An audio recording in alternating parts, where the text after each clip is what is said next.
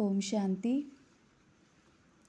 आज की मुरली की डेट है 8/7/2026, 8 जुलाई 2026। मीठे बच्चे, इस सभा में बाहर मुखी बनकर नहीं बैठना है, बाप की याद में रहना है।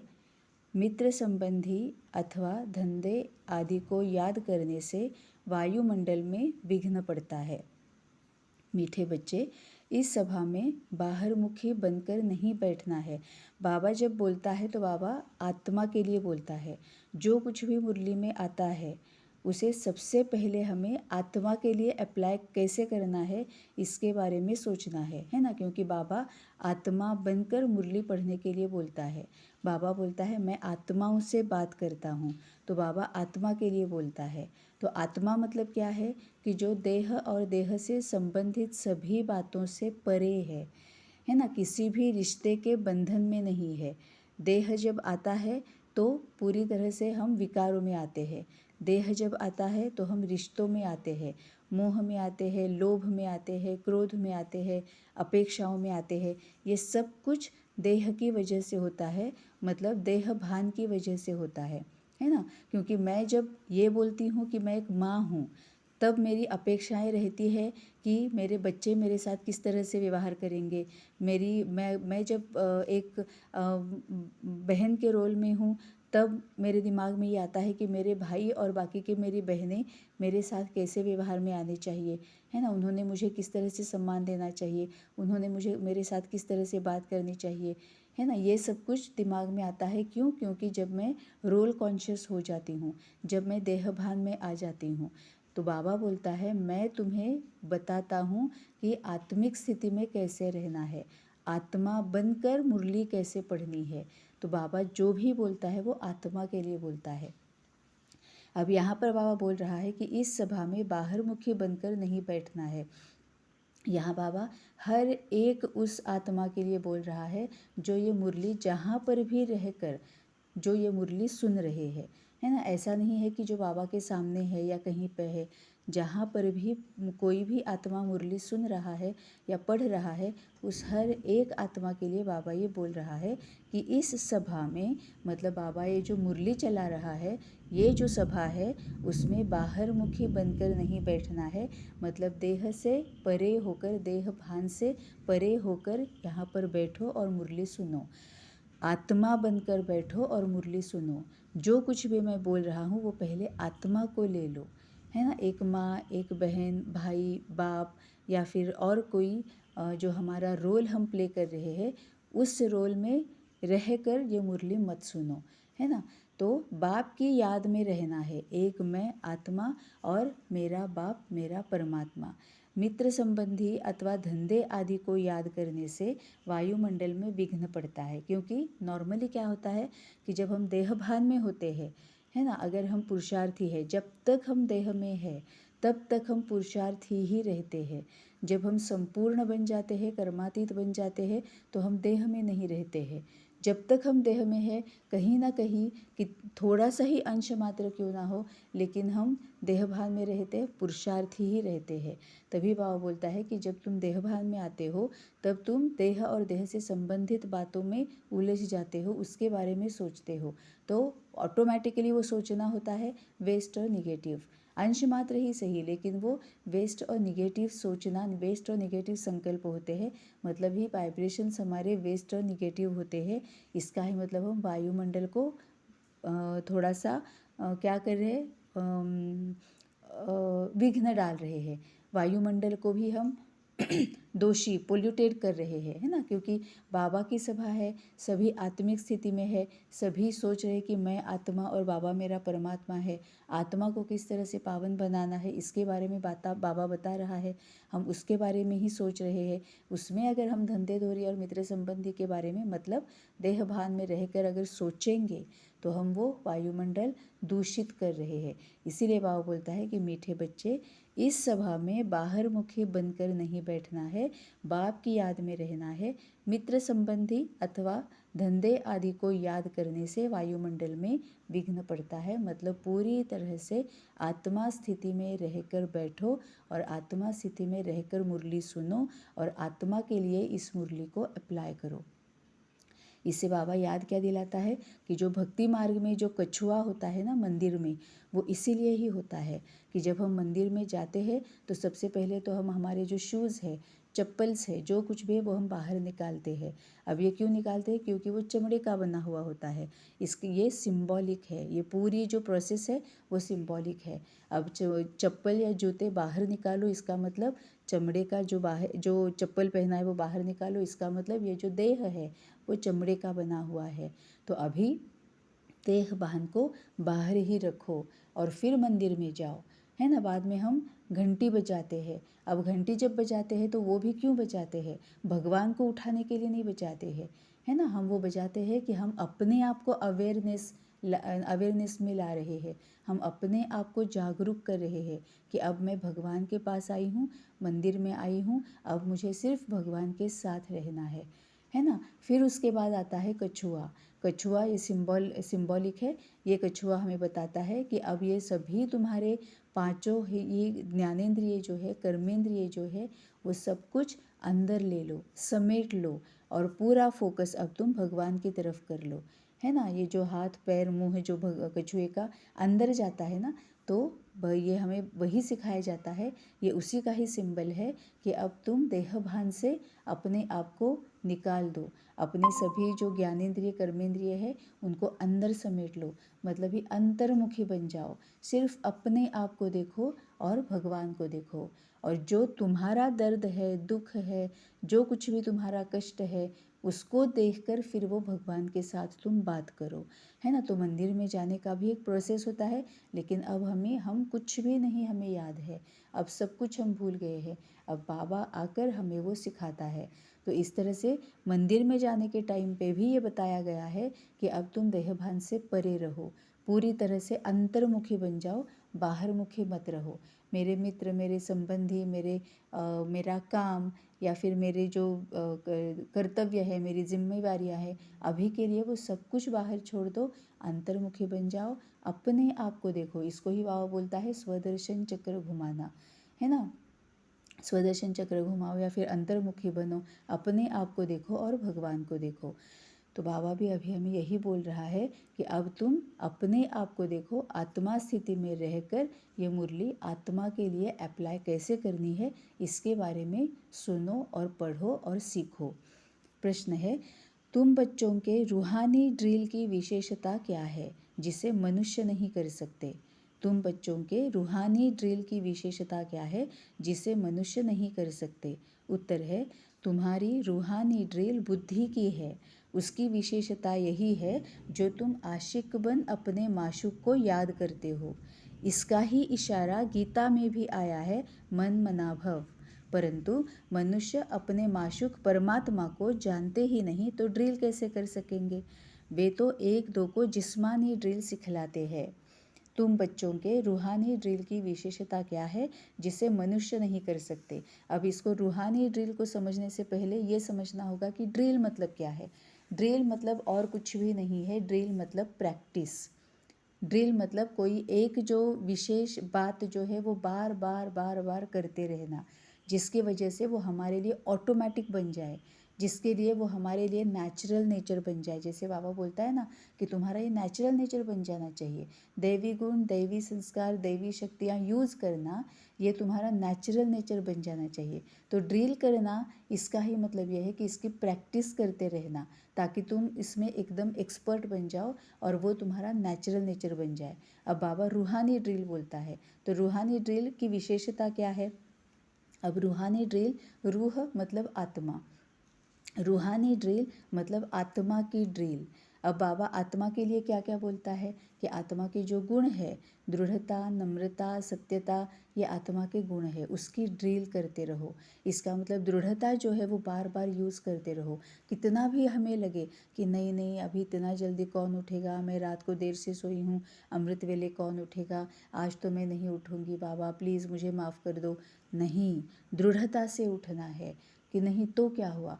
बाबा के साथ जब मैं रहती हूँ, एक बार अगर मैं उठ गई और 2 मिनट बाबा के साथ स्वीट साइलेंस में मैं बैठ जाती हूँ, तो आधे घंटे की नींद जैसी मुझे अंदर से एनर्जी मिल जाती है ना। और फिर बाबा के साथ जब मैं बात करना शुरू कर देती हूँ तो ऐसा नशा चढ़ जाता है कि वो ज्ञान स्नान हो जाता है। और स्नान करने के बाद तो हम एनर्जेटिक हो जाते हैं और सच में ऐसे हो जाता है कि बाबा के साथ हम बात करना शुरू कर देते हैं। अमृत वेले में सबसे पहले तो बाबा के साथ बात ही शुरू करनी है। इसीलिए पहले अपने आप को देखना पड़ेगा कि मुझ में कौन कौन से, मुझे अगर कोई डाउट है या फिर कोई अगर हमें प्रश्न पूछना है, ये जो कुछ भी है वो हमें पहले सोचना पड़ेगा।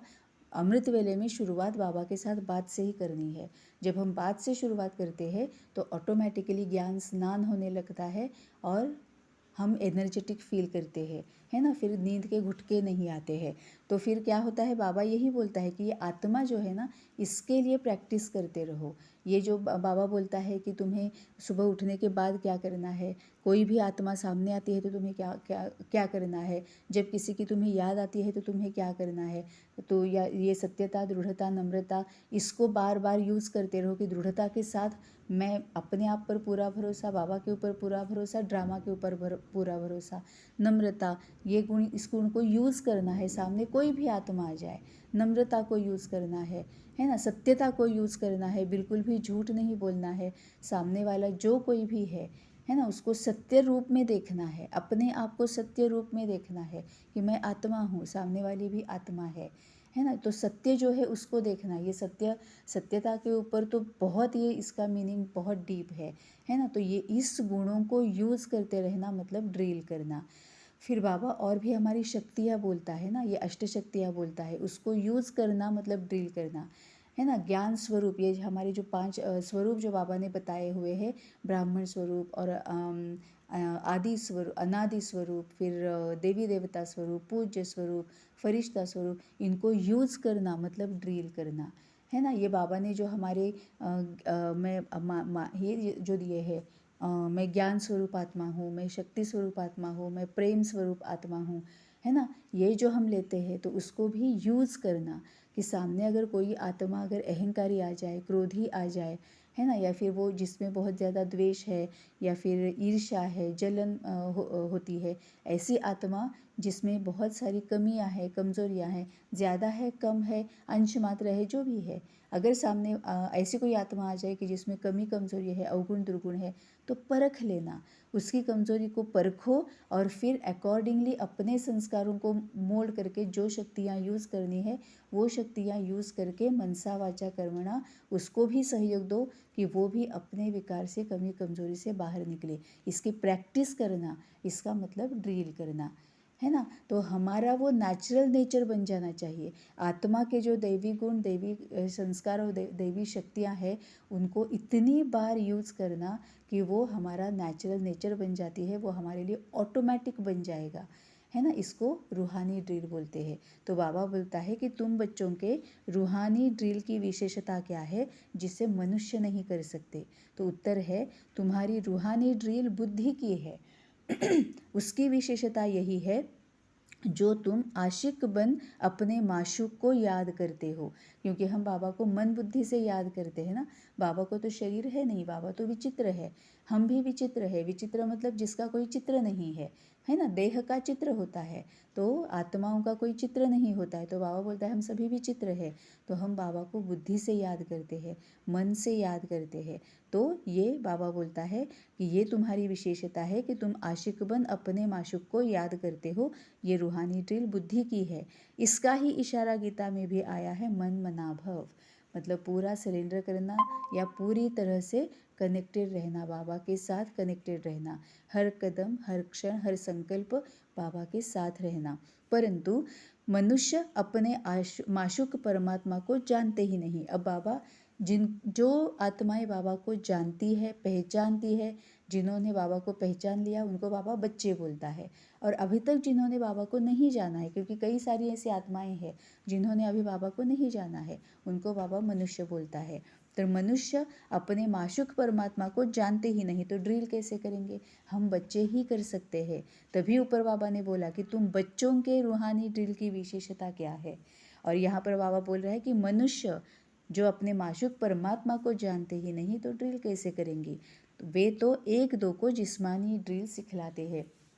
वो होता है ना, स्कूल्स में होता है, ये जो फायर फाइटर जो ये टीम है उनका होता है ना, कई जगहों पे होता है कि वो ड्रिल होता है। तो बाबा बोलता है मनुष्य जो है वो परमात्मा को नहीं जानते हैं, तो वो मनुष्य एक दो को जिस्मानी ड्रिल्स समझाते रहते हैं, है ना। जैसे कि एक तो बहुत अच्छा सा ड्रिल मुझे अभी बाबा याद दिला रहा है कि जब तक हम बाबा को जानते नहीं थे, बाबा को ज्ञान को समझा नहीं था, तब तक हम भी एक ड्रिल हमेशा करते थे, टिट फॉर टैट, है ना। हमें यही ड्रिल हमें सिखाया जाता था, टिट फॉर टैट, जैसे को तैसा।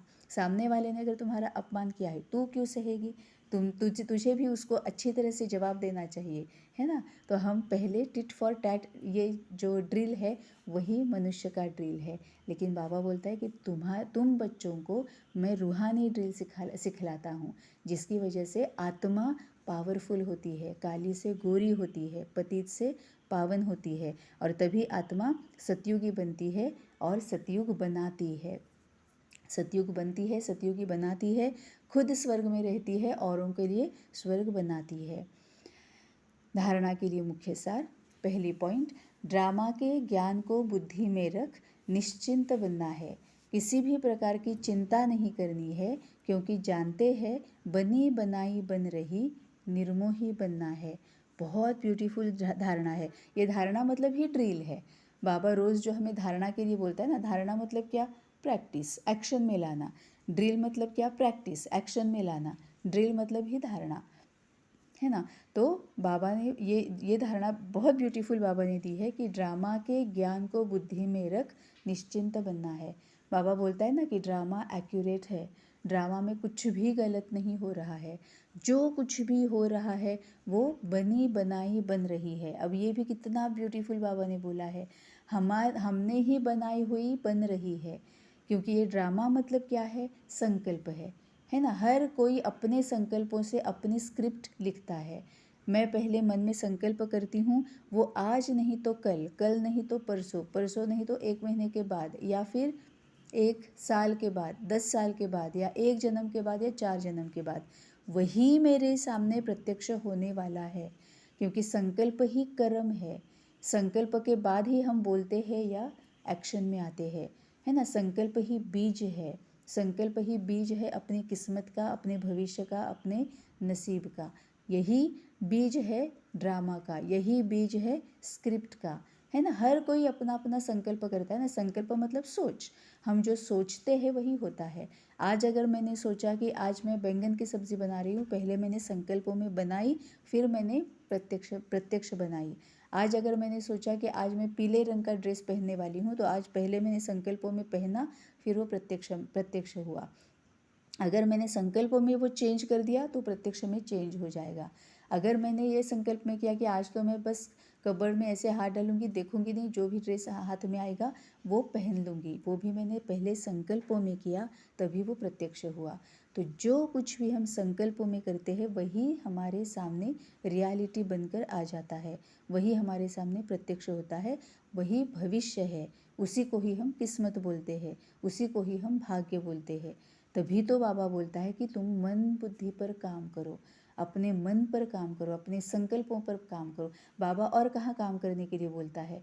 बाबा संकल्पों पर काम करने के लिए बोलता है कि डरो मत, है ना। तभी बाबा बोलता है कि ड्रामा के ज्ञान को बुद्धि में रख निश्चिंत बनना है। हमें बहुत दिखाई देगा, क्योंकि अभी तो सोशल मीडिया ऐसा है ना, कि पूरा मतलब एडवांस्ड टेक्नोलॉजी है, टेक्नोलॉजी अपने पीक पर है। तो जो कुछ भी पूरी दुनिया में कहीं पर भी कुछ भी हो रहा है, यहाँ तक कि अवकाश में भी, स्पेस में भी, कहीं पर भी कुछ भी हो रहा है तो हमारे सामने वो आ जाता है, हमें वो दिख जाता है, मोबाइल पर, टीवी पर वो दिख जाता है ना। कई सारी बातें ऐसी होती है जो मन को हिलाने वाली होती है। अगर हम बाबा के पास नहीं होते तो आजकल जो दुनिया में चल रहा है, हम पता नहीं कितनी ही सारी आत्माएं हैं वो पगला जाती है, वो अनस्टेबल हो जाती है ना। उनके ऊपर बहुत ज़्यादा उसका इम्पैक्ट हो जाता है, क्योंकि ऐसे लगता है कितना गलत हो रहा है, क्या क्या सही करे, कहाँ कहाँ सही करे, किसको किसको क्या क्या समझाए, ये इंसान है या कौन है, इंसान ऐसे क्यों बिहेव कर रहा है ना। ऐसे होता है। लेकिन बाबा क्या बोलता है, ड्रामा एक्यूरेट है। बाबा बोल रहा है मतलब वो सही है, 100%, बिल्कुल, मतलब आंखें मूंद के उस पर भरोसा करना है। बाबा पर भरोसा, अपने आप पर भरोसा, ड्रामा पर भरोसा। तभी बाबा बोलता है कि तुम्हें भले लगेगा कि वो गलत हो रहा है, लेकिन वो गलत नहीं है। क्यों? क्योंकि हर कोई अपनी अपनी बनाई हुई हम अपने सामने लेकर आया है। हर कोई अपने संकल्पों के अनुसार अपना भविष्य बना रहा है। अगर अभी हमें लग रहा है कि किसी के साथ गलत हो भी रहा है, तो भी उसके साथ वो गलत क्यों हो रहा है? क्योंकि ये उसके अपने कर्मों के परिणाम उसके सामने आए हैं। नथिंग हैपन्स विदाउट रीज़न, है ना। अपने ही कर्मों के परिणाम हमारे सामने आते हैं, लेकिन पिछले जन्म में हमने क्या क्या किया है, पिछले कितने ही जन्मों में हम क्या क्या गलत करके आए हैं, किसके साथ गलत करके आए हैं, कितना गलत करके आए हैं, इस जन्म में हमें याद नहीं होता है ना। लेकिन कर्मों के परिणाम तो सामने आएंगे। तो जिसके सामने अगर कुछ गलत आ भी रहा है, दुख दर्द आ भी रहा है, तो ये ज़रूर है कि वो हमारे ही कर्मों के परिणाम हमारे सामने आते हैं, क्योंकि हम ही खुद हमारे भाग्य के विधाता है। बाबा हमें सिखाता है कि विधि क्या है, भाग्य बनाने की विधि क्या है, वो बाबा सिखाता है। कैसे भाग्य बनाना है? संकल्पों के थ्रू। जो संकल्प करोगे वैसे भाग्य बनेंगे। अच्छे संकल्प करोगे, अच्छा सोचोगे, अच्छा विचार करोगे, अच्छा भाग्य बनेगा, अपने लिए भी दूसरों के लिए भी। तभी तो बाबा बोलता है ना, निश्चिंत रहो, चिंता मत करो। क्योंकि जब हम चिंता करते हैं तो व्यर्थ और निगेटिव ही संकल्प आते हैं। चिंता करते हैं तो डेफिनेटली व्यर्थ और निगेटिव ही संकल्प आते हैं। और जो मैंने संकल्प किए हैं वही मेरी किस्मत है, जो मैंने संकल्प किए हैं वही मेरे सामने रियलिटी बनकर आने वाला है, वही मेरा भाग्य मैं बना रही हूँ। यही ड्रामा है, यही स्क्रिप्ट है। हर कोई अपनी अपनी स्क्रिप्ट खुद लिखता है।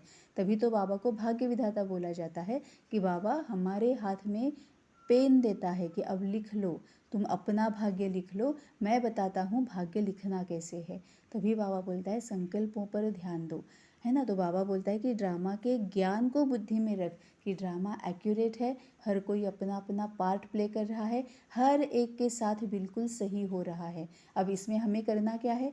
हमें डरना नहीं है, चिंता नहीं करनी है, वेस्ट या निगेटिव थॉट्स क्रिएट नहीं करने हैं, हमें उनको शक्ति देनी है। जो विक्टिम हुए हैं, ऐसे हमें लग रहा है, जो कि विक्टिम है नहीं, लेकिन हमें देखने के टाइम पे लग रहा है कि अरे अरे ये विक्टिम है। नहीं, वो अपने कर्मों के हिसाब से अपने सामने परिणाम लेकर आई है। लेकिन अब उसको अगर लग रहा है कि वो विक्टिम है, तो उसको शक्ति देनी है कि ये जो तुम जिस दुख दर्द से, पीड़ा से तुम जा रहे हो, उसमें से सही सलामत निकलने के लिए तुम्हें शक्ति, है ना। तभी तो बाबा बोलता है ना कि शक्तियों को यूज़ करो, अपने आप को भी शक्तियों से भरपूर करो और उनको भी शक्तियों से भरपूर करो, उनको भी सहयोग दो। क्योंकि जब हम चिंता करते हैं, डरते हैं, तब व्यर्थ और निगेटिव शुरू हो जाता है। तो वो कार्मिक साइकिल जो है, वो साइकिल ऐसे ही शुरू रहती है कि अभी किसी ने मेरे साथ गलत किया, मुझे बहुत बुरा लगा, मेरा अपमान हो गया, या मुझे दुख हो गया, मुझे दर्द हो गया, या फिर किसी ने कुछ कहने की वजह से मुझे डर लगा, मुझे चिंता होने लगी, तो मैं क्या करती हूँ, बहुत गलत और निगेटिव क्रिएट करती हूँ, बहुत गलत और निगेटिव संकल्प क्रिएट करती हूँ, उसके बारे में अच्छा संकल्प क्रिएट नहीं करती हूँ। तो उसने मुझे दिया क्यों है? क्योंकि पहले कभी मैंने उसको दिया था। अब मुझे पता नहीं कि मैंने पहले कभी उसको ये दिया हुआ है, इसीलिए मैं क्या करती हूँ कि वो गलत है, ऐसे मुझे लगता है वो गलत है, मैं क्यों सुनूँ, मैं तो सही हूँ, मैंने तो कुछ गलत किया नहीं, तो मैं उसको वापस ज़रूर दूँगी, जो मैं उसने दिया है वही मैं वापस उसको दूँगी। उसने अपमान किया, मैं उसको वापस अपमान ही दूँगी, तो मैंने वापस उसको अपमान दिया। बाद में कभी ना कभी फिर से वो मुझे वही देने वाला है, मैं उसको जो देने वाली हूँ वही मुझे वापस मिलने वाला है। तो ये साइकिल ऐसे ही चलता रहेगा, है ना। इसीलिए अगर किसी को लग रहा है कि वो विक्टिम बन रहे हैं, तो उनको अच्छी सोच जो है, अच्छा विचार जो है, उसको शक्तियों का क्या वरदान देना है, उनको शक्तियों से भरपूर करना है, ताकि उनको भी समझ में आ जाए कि क्या हो रहा है, उनको भी ज्ञान की क्लैरिटी आ जाए। तभी बाबा बोलता है कि ड्रामा के ज्ञान को बुद्धि में रख, निश्चिंत बनना है, किसी भी प्रकार की चिंता नहीं करनी है, क्योंकि जानते हैं बनी बनाई बन रही। हमने जो पीछे कभी बनाई हुई है ना, वही आज बन रही है। तो उन्होंने भी जो पीछे कभी बनाई हुई है ना, वही उनके साथ बन रही है। तो बनी बनाई बन रही है, इसके जिम्मेवार हम खुद है। तो निश्चिंत रहना है, ड्रामा के ज्ञान को बुद्धि में रखना है। ये आज का हमारा होमवर्क है कि जो कुछ भी हम सामने देखेंगे या सुनेंगे या पढ़ेंगे, ड्रामा को याद करेंगे कि ड्रामा के अकॉर्डिंग ये एक्यूरेट है। जो बन रही है वो बनी बनाई एक्यूरेट बन रही है। तो आज का ये हम होमवर्क लेंगे कि किसी के भी बारे में कुछ भी देखते हैं, पढ़ते हैं, सुनते हैं, क्योंकि ये भी हम देख रहे हैं ना कि इतनी बारिश हो रही है, कहाँ कहाँ पर हो रही है, सब जगह पे हो रही है, कितना लैंडस्लाइडिंग और ये पता नहीं क्या क्या हो रहा है। लेकिन जो होना चाहिए वही हो रहा है। तो कुछ भी हम व्यर्थ या निगेटिव क्रिएट नहीं करेंगे, उल्टा हम सेवा समझकर इसकी सेवा करेंगे, सबको हम शक्ति देंगे। तो आज का ये होमवर्क है। दूसरी पॉइंट ये है, बाप द्वारा जबकि बृहस्पति की दशा बैठी है तो संभाल करनी है, राहु का ग्रहण न लग जाए। कोई भी ग्रहचारी हो तो उसे ज्ञान दान से समाप्त करना है। ये बहुत ब्यूटीफुल है। अब ये बाबा जब बृहस्पति बोलता है, राहु बोलता है, शनि बोलता है ना, ये सभी हमारा एस्ट्रोलॉजी से आता है ना, ये सभी ग्रहों के बारे में ये हम एस्ट्रोलॉजी में यूज़ करते हैं। तो ये बृहस्पति की दशा मतलब गुरु की दशा। गुरु मतलब क्या है? अच्छा ग्रह है। गुरु ये अच्छा ग्रह मतलब क्या है कि जब हमारे पिछले अच्छे कर्म होते हैं, उसका परिणाम सामने आने वाला होता है, तो वो बृहस्पति की दशा मानी जाती है, गुरु की दशा मानी जाती है। क्योंकि ये बहुत ही ऊपर ऊपर का है, ये बहुत गहन इसका ज्ञान है, बहुत डीप और वास्ट है। लेकिन ऊपर ऊपर से देखेंगे तो गुरु मतलब कर्म, कर्म का सिंबल गुरु है ना। तो जब हमने अच्छे कर्म कुछ किए हुए हैं और अगर हमारे कुंडली में गुरु जो है वो सही जगह पर अगर बैठा हुआ है, तो इसका मतलब है कि हमने पीछे बहुत अच्छे कर्म किए हुए हैं और उसका परिणाम भी हमें अच्छा मिलेगा। तो पक्का ये है ना, निश्चित रूप में यह है कि बाबा के पास इतनी जल्दी टाइम रहते आए हुए हैं, तो पक्का हमने कुछ ना कुछ तो अच्छा किया है। तो अच्छी जगह पे कहीं पर गुरु बैठा हुआ है। तभी बाबा बोलता है कि जबकि बृहस्पति की दशा बैठी है तो संभाल करनी है। अब ये बृहस्पति की दशा बैठी है, गुरु की दशा बैठी है, मतलब अच्छे कर्मों के फल मिलने का समय आया है, तो उसको संजोग कर रखना है। बहुत अवेयर रहकर, ज्ञान स्वरूप बनकर हमें उसको यूज़ करना है। अब हमें विकारों में नहीं जाना है। अगर वापस विकारों में गए तो फिर राहु या शनि की दशा बैठ जाएगी, है ना। अब बाबा आगे बोलता है कि राहु का ग्रहण न लग जाए। राहु मतलब क्या है? अहंकार। राहु मतलब डिल्यूजन, राहु मतलब इल्यूजन, राहु मतलब भ्रम, राहु मतलब बिल्कुल भी जिसकी क्लैरिटी नहीं होती है वो। ये एडवांस टेक्नोलॉजी है ना, वो पूरी राहु राहु की है। जब राहु की दशा आती है तो पूरी एडवांस टेक्नोलॉजी मिलती है, या फिर हमें मतलब हम भ्रमित अवस्था हो जाती है हमारी। हाँ, जो सामने दिख रहा है वो हमें लगता है कि वाह कितना अच्छा है, लेकिन उसके पीछे क्या है वो समझ में नहीं आता है। राहु मतलब हम अहंकार में चले जाते हैं। तो यही बाबा बोलता है कि अभी बृहस्पति की दशा है, गुरु की दशा है, तुम्हारे पिछले अच्छे कर्मों के परिणाम तुम्हारे सामने आने का तुम्हारा समय चल रहा है। इसीलिए मैं तुम्हारे सामने आया हूँ, इसीलिए तुम्हें इतना ज्ञान और सब कुछ मिल रहा है। अब अहंकार में मत जाओ, क्योंकि लास्ट वाला अहंकार यही होता है कि मैं ज्ञानी हूँ। ज्ञान मार्ग में जब हम चलते हैं तो लास्ट वाला अहंकार यही रह जाता है कि मुझे सब कुछ पता है, अब कोई मुझे क्या बताएगा, मैं तो सब कुछ जानती हूँ, मुझे सब कुछ पता है ना। ये लास्ट वाला अहंकार है। लेकिन अहंकार ही डूब लेता है ना हमें, अहंकार ही हमें डुबाता है। और भक्ति का लास्ट वाला अहंकार क्या है कि मैं इसकी बहुत अच्छी भक्त हूँ। ये जो देवी है या ये जो देवता है ना, जिसको भक्ति मार्ग में भगवान माना जाता है, तो इस भगवान की मैं सबसे अच्छी भक्ति हूँ। ये भगवान के लिए तो मैं कुछ भी कर सकती हूँ, मैं उपवास कर सकती हूँ, मैं कितने ही दिनों के लिए भूखी रह सकती हूँ, मैं बिना पानी के रह सकती हूँ, मैं एक टांग पर खड़ी हो सकती हूँ, मैं एक हाथ ऊपर करके खड़ी हो सकती हूँ, है ना। ये हठ योग जो है ये सब कुछ भक्ति मार्ग में आता है। तो लास्ट वाला अहंकार भक्ति का ये होता है कि मैं सबसे अच्छी भक्त हूँ, है ना। और ज्ञान मार्ग में जो हम चल रहे हैं उसमें ये अहंकार आ जाता है कि मुझे सब कुछ पता है। इसको बाबा राहु की दिशा बोलता है। तो अहंकार में नहीं जाना है, देह अभिमान में नहीं जाना है। कोई भी ग्रहचारी हो तो उसे ज्ञान दान से समाप्त करना है। मतलब अगर हम गुरु की दशा में है, मतलब ज्ञान मार्ग में चल रहे, तो ज्ञान रत्न यूज़ करने हैं, ज्ञान रत्नों को देना है। मतलब मुंह से ज्ञान की बातें करनी है। अब मुंह से ज्ञान की बातें तभी होगी जब संकल्पों में ज्ञान की बातें होंगी, क्योंकि जो हम सोचते हैं वही मुंह से निकलता है, चाहे कुछ भी हो जाए। हम कितना भी प्रिटेंड करने की कोशिश करें कि मैं बहुत नम्र हूँ, मेरे बहुत पोलाइटली बोलती हूँ, मैं I am very soft spoken, और मैं बहुत सामने वाले को इज्जत देती हूँ, अगर दिमाग में अगर गलत चल रहा है तो कभी ना कभी मुंह से गलत ही निकलेगा। हम बहुत ज़्यादा टाइम तक प्रिटेंड नहीं कर सकते, अपने आप को भी धोखा नहीं दे सकते, तो दूसरों को क्या धोखा देंगे, है ना। तो जो सोचते हैं वही बोलते हैं, और जो सोचते हैं वही एक्शन में भी आता है। तभी बाबा बोलता है ज्ञान दान से समाप्त करना। तो ज्ञान दान करोगे, ज्ञान की बातें निकलेंगी, ज्ञान रत्न अगर मुँह से निकलेंगे, इसका मतलब संकल्पों में भी वही चल रहा है। तो सोचना ही वही है, उसका मूल किधर, रूट कहाँ पर है, सोचने में है, संकल्पों में है। तभी बाबा बोलता है कि तुम्हारी दशा कोई भी हो, किसी भी ग्रह की हो, सोचना ज्ञान के बारे में है। तो क्यों? क्योंकि तुम ज्ञान स्वरूप आत्मा हो। ये आत्मा की ही शक्ति है, आत्मा का ही गुण है, आत्मा का ही संस्कार है, तुम्हारा ओरिजिनलिटी है। ये तुम नेचुरली तुम ऐसे हो, तो इसी के ऊपर तुम्हें बने रहना है। वरदान है, स्वयं के टेंशन पर अटेंशन देकर विश्व का टेंशन समाप्त करने वाले विश्व कल्याणकारी भव। स्वयं के टेंशन पर अटेंशन देकर विश्व का टेंशन समाप्त करने वाले विश्व कल्याणकारी भव। जब दूसरों के प्रति जास्ती अटेंशन देते हो तो अपने अंदर टेंशन चलता है। इसीलिए विस्तार करने के बजाय सार स्वरूप में स्थित हो जाओ। क्वांटिटी के संकल्पों को समा कर क्वालिटी वाले संकल्प करो। पहले अपने टेंशन पर अटेंशन दो, तब विश्व में जो अनेक प्रकार के टेंशन है उनको समाप्त कर विश्व कल्याणकारी बन सकेंगे। पहले अपने आप को देखो, अपनी सर्विस फर्स्ट। अपनी सर्विस की तो दूसरों की सर्विस स्वतः हो जाएगी। कितना ब्यूटीफुल वरदान है ना। जिसको बाबा और भी बोलता है ना कि पहले खुद करना है फिर औरों से कराना है, पहले खुद धारण करना है फिर औरों को धारण करने में मदद करनी है, धारण करने में सहयोग देना है ना। तो जब दूसरों के प्रति जास्ती अटेंशन देते हो तो अपने अंदर टेंशन चलता है। इसका ही मतलब क्या है कि जब हम दूसरों को बहुत ज़्यादा देखते हैं, उनके बारे में बहुत ज़्यादा सोचते हैं, पढ़ते हैं, सुनते हैं, इसको ही बाबा बोलता है क्या, परदर्शन। परदर्शन होता है तो परचिंता होना शुरू हो जाती है। परखना और देखना, इसका डिफरेंस है। हमें सिर्फ परखना है।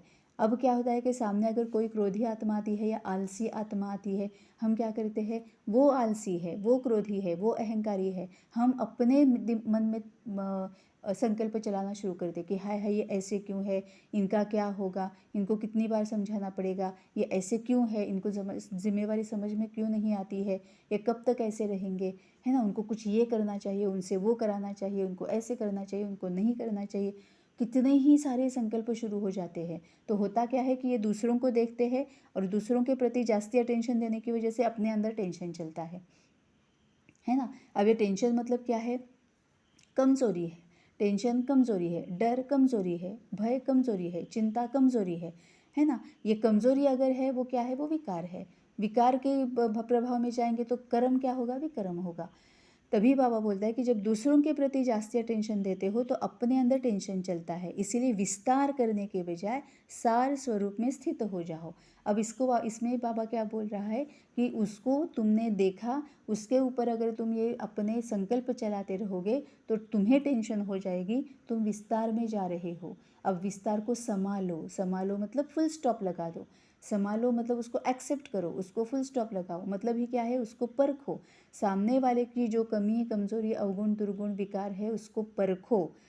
एक बार उसको परख लिया, एक बार जान लिया कि इनमें ये विकार है, बस फुल स्टॉप लगा दो। विस्तार में मत जाओ, कैसे है, क्यों है, कहाँ है, कब है, कैसे जाएगा, तुम्हारी जिम्मेवारी है ही नहीं। और उसको सार रूप में लेके आ जाओ। अब सार स्वरूप में स्थित हो जाओ मतलब क्या है कि इसका ये विकार है या इसकी ये कमी कमजोरी है, अब मुझे उसको शक्तियों से भरना है और उसको अपने कमी कमजोरी से भी बाहर निकलने के लिए उसको हेल्प करनी है। यह है सार स्वरूप में स्थित हो जाना। परख लिया और फिर उसको भी अपने कमजोरी से बाहर निकलने के लिए शक्तियों से भरपूर कर दिया, है ना। तभी बाबा बोलता है कि क्वांटिटी के संकल्पों को समा लेना है, मतलब एक्सेप्ट करना है, फुल स्टॉप लगाना है। क्वांटिटी के संकल्पों को समाकर क्वालिटी वाले संकल्प करो, है ना। उनको जिस तरह से तुम देखना चाहते हो वैसे संकल्प करो। वैसे संकल्प करोगे तो ऑटोमेटिकली सॉल्यूशन के ऊपर फोकस हो जाएगा कि उनमें कौन सी शक्तियों की ज़रूरत है, उनको कौन सी सकाश देनी है, उनकी मनसा सेवा क्या करनी है, उनकी संकल्प सेवा क्या करनी है, इसके ऊपर फोकस हो जाएगा। क्यों? वो सॉल्यूशन है ना। लेकिन हम क्वांटिटी में विस्तार में जाएंगे कि उनके जो कमी कमजोरी है उसको अटेंशन देंगे, तो हम विस्तार में जाएंगे तो क्वांटिटी संकल्पों की बढ़ जाएगी, जो कि व्यर्थ और निगेटिव है। उससे फ़ायदा कुछ नहीं होगा। एनर्जी वेस्ट हो रही है, संकल्प वेस्ट हो रहे हैं, समय टाइम वेस्ट हो रहा है, सब कुछ वेस्ट हो रहा है। इसलिए सार रूप में जाओ, उसकी कमी कमजोरी परखो। अटेंशन देना है, टेंशन नहीं लेनी है, अटेंशन दो, परखो और फिर उसको शक्तियों से भर दो, है ना। पहले अपने टेंशन पर अटेंशन दो, तब विश्व में जो अनेक प्रकार के टेंशन है उनको समाप्त कर विश्व कल्याणकारी बन सकेंगे। इसको ही बाबा विश्व कल्याणकारी बोलता है। स्वराज्य अधिकार से विश्व कल्याणकारी और फिर विश्व राज्य अधिकारी, है ना। तो बाबा बोलता है अपने ऊपर ध्यान दो कि मैं कौन से संकल्प चला रही हूँ। सामने कुछ भी देखती हूँ या पढ़ती हूँ या सुनती हूँ तो मैं कौन से संकल्प चलाती हूँ, इसके ऊपर ध्यान दो। क्वांटिटी नहीं चाहिए, क्वालिटी संकल्प चाहिए, है ना। तो फिर वो सोल्यूशन बन जाएगा। पहले अपने आप को देखो, अपनी सर्विस फर्स्ट। अपने आप को टेंशन में मत डालो, अपने आप को टेंशन में डाल के अपने आप को टॉर्चर मत करो। पहले अपने आप को सहयोग दे दो कि हम चिंता मुक्त रहेंगे, हम निश्चिंत रहेंगे, हम कोई टेंशन नहीं लेंगे। क्यों? क्योंकि ड्रामा एक्यूरेट है। जो कुछ भी चल रहा है वो अच्छा चल रहा है, वो सही चल रहा है, वो एक्यूरेट चल रहा है। हर कोई अपना अपना पार्ट प्ले कर रहा है। अगर वो क्रोधी है वो अपना पार्ट प्ले कर रहा है। अगर वो क्रोधी मेरे सामने क्यों आया है? ड्रामा एक्यूरेट है। मैंने कभी इसको क्रोध के लिए ये किया होगा, तभी तो वो अभी मेरे सामने आया हुआ है ना। तो बाबा बोलता है तुम्हें ये ध्यान देना है, पहले अपने आप को देखना है, अपनी सर्विस पहले करनी है। अपनी सर्विस की तो दूसरों की सर्विस स्वतः हो जाएगी, क्योंकि हमारे ऊपर वहाँ हमसे वाइब्रेशंस ही वही निकलते हैं ना। मेरे सामने अगर कोई क्रोधी आत्मा आ जाती है, मैंने उसके क्रोध के संस्कार को परख लिया और फिर जब मैंने अपने आप को बाबा के साथ कनेक्ट किया, परख लिया और फिर मैं शांत हो जाती हूँ। सबसे पहले तो मैं परखती हूँ, एक्सेप्ट करती हूँ, मैं अंदर से शांत हो जाती हूँ कि यार इसका संस्कार ही क्रोध वाला है। मैं जब शांत हो जाती हूँ ऑटोमेटिकली वही वाइब्रेशंस बाहर निकलती है। क्रोध वाली वाइब्रेशंस बाहर नहीं निकलेंगी, क्योंकि मेरा क्रोध ट्रिगर ही नहीं हुआ है। वो क्रोधी है, लेकिन मैं बाबा के साथ कनेक्टेड होने की वजह से मैं शांत हूँ। मैंने उसको एक्सेप्ट कर लिया, एक्सेप्टेंस पावर मैंने यूज़ कर ली, शांति की शक्ति मैंने यूज़ कर ली। तो वाइब्रेशंस कौन सी जा रही है? अच्छी वाली वाइब्रेशंस उसकी तरफ जा रही है, तो वो भी शांत होना शुरू ही हो गया। उसके बाद फिर मैं क्या करती हूँ, मैं सोचती हूँ कि अब मैं शांत हूँ ना, तो मैं सोच पाती हूँ। तभी तो मैं सोचती हूँ कि अब मुझे इसके साथ क्या करना है। ज्ञान स्वरूप भी बन गई, पवित्र स्वरूप भी बन गई और मैं उसको सकाश भी दे रही हूँ, उसको भी भरपूर कर रही हूँ। तो ऑटोमेटिकली क्या हो रहा है कि उसके प्रति भी वाइब्रेशंस इतनी अच्छी जा रही है कि वो भी अपने वो जो उस वक्त जो विकार के प्रभाव में है, धीरे धीरे धीरे वो भी शांत हो जाएगा। तभी वह बोलता है कि अपनी सर्विस की तो दूसरों की सर्विस स्वतः हो जाती है। स्लोगन है, योग की अनुभूति करनी है तो दृढ़ता की शक्ति से मन को कंट्रोल करो। योग की अनुभूति करनी है तो दृढ़ता की शक्ति से मन को कंट्रोल करो। अब यहाँ पर ये देखना पड़ेगा पहले कि योग मतलब क्या।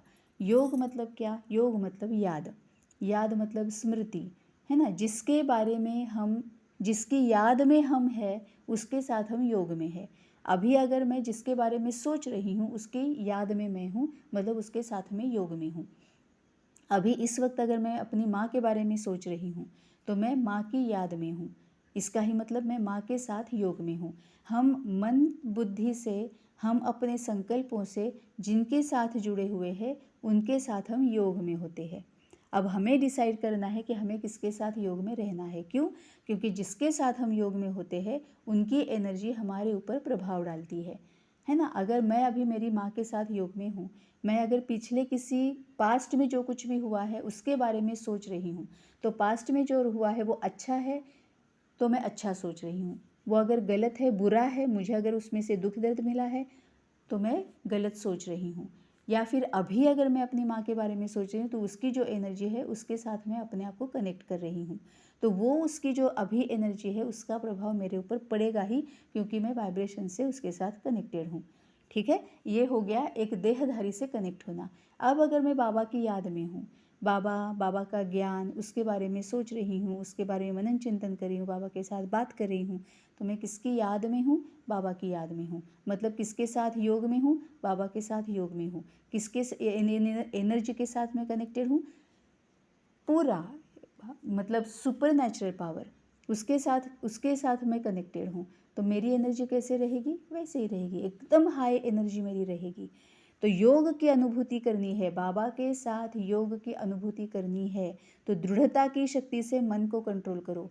चाहे जो कुछ भी हो जाए, किसी भी देहधारी के साथ मुझे कनेक्ट होना ही नहीं है, किसी भी देहधारी के बाद बारे में मुझे झरमुई झंगमुई सोचना ही नहीं है।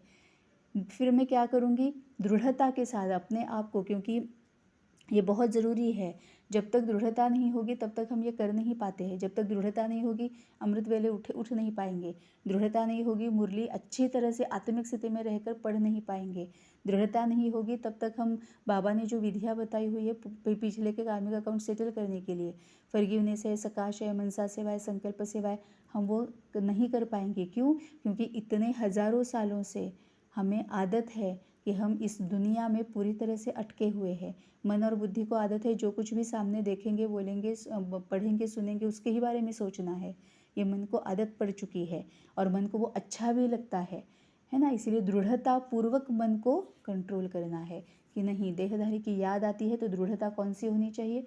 दृढ़ता की शक्ति से किसी भी की याद आती है, पहले फॉरगिवनेस करो, सकाश दो, याद से हम बाहर निकल जाते हैं। एक करके देख लेना, ये एक्सपीरियंस हम सब ने एक्सपीरियंस किया हुआ है, ये है ना। किसी की भी मन बुद्धि में भी अगर किसी की याद आती है, सबसे पहले फॉरगिवनेस करो। अगर किसी फ्रेंड की आ गई, रिलेटिव की आ गई, फैमिली मेम्बर्स की आ गई, किसी की भी, एनिमल की आ गई, किसी की भी आ जाती है याद, अगर आ गई पहले फॉरगिवनेस करो, उसको सकाश दे दो। 1 सेकेंड लगता है फॉरगिवनेस करने में, लिटरली 2 सेकेंड्स लगते हैं, सकाश में 1 सेकेंड लगता है। जितना क्विक होगा उतना पावरफुल हो जाता है, ऑटोमेटिकली समझ में आ जाता है, याद तो चली ही गई, है ना। तो इस तरह से दृढ़ता पूर्वक अपने मन को कंट्रोल करना है कि सेवा करते रहना है, फॉरगिवनेस करते रहना है ना, यही करते रहना है। तो बाबा बोलते, और तभी योग की अनुभूति होती है। अब अनुभूति मतलब क्या है? अनुभव ऐसा होता है जो हम दूसरों को महसूस करा सकते हैं, दूसरों के साथ शेयर कर सकते हैं, और up to a certain limit, up to a certain level उसको हम वो महसूस करा सकते हैं। अनुभूति ऐसी होती है कि अपने आप को ही वो अनुभव करना होता है, उसको अनुभूति बोला जाता है। चाहे जो भी हो जाए, मैं दूसरों को वो महसूस नहीं करा सकती।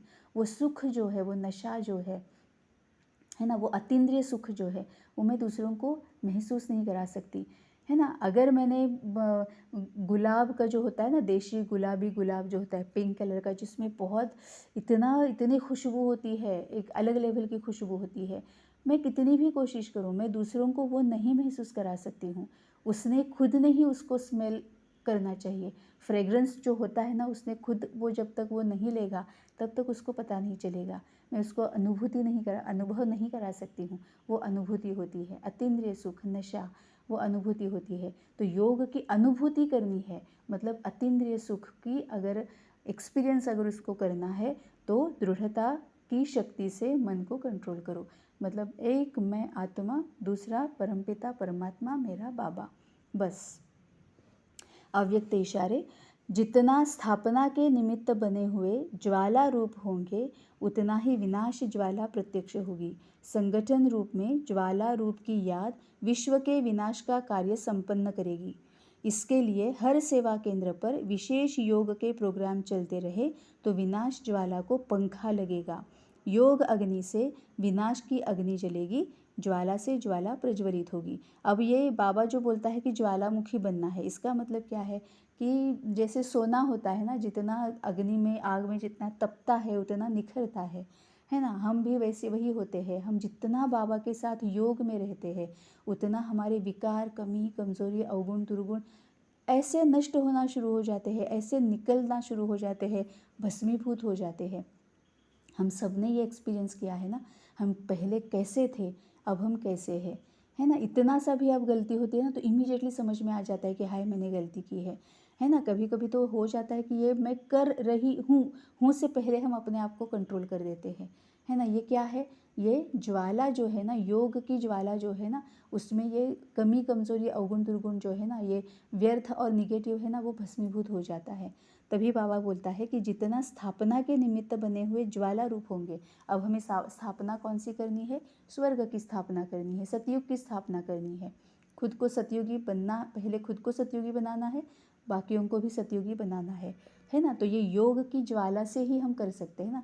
सतयुगी बनना मतलब भी क्या है, आत्मा सतयुगी होती है और बाहर की दुनिया स्वर्ग होती है ना। हम आत्मा जब सतयुगी बन जाते हैं तो हमारे लिए हमारी दुनिया स्वर्ग बन जाती है ना। क्योंकि अभी भी बाहर इतना सब कुछ चल रहा है लेकिन ना हम डरे हुए हैं, ना हम बहुत चिंता कर रहे हैं, ना हम कुछ मतलब है क्या होगा कैसे होगा हलचल में आ रहे हैं, कुछ भी नहीं है। इतना बाहर चल रहा है लेकिन हम अचल अडोल है। हम क्या सोच रहे हैं कि ड्रामा है, वो भी इसमें से बाहर निकलेंगे। जितना दुख से जा रहे हैं, अभी लग रहा है कि दुख से जा रहे हैं लेकिन एक्चुअली वो अपने आप पर कल्याण कर रहे हैं, क्योंकि वो बहुत बड़ा कार्मिक अकाउंट सेटल कर रहे हैं, है ना। हम भी अगर कोई सामने दुख आता भी है, एक्चुअली उसमें कल्याण ही है ना। हमें लग रहा है अभी कि अकल्याण है, हाय हाय मुझे कितना दुख मिला, हाय हाय भगवान ने मेरे साथ ऐसे क्यों किया, हाय हाय इसको कितना दुख मिला।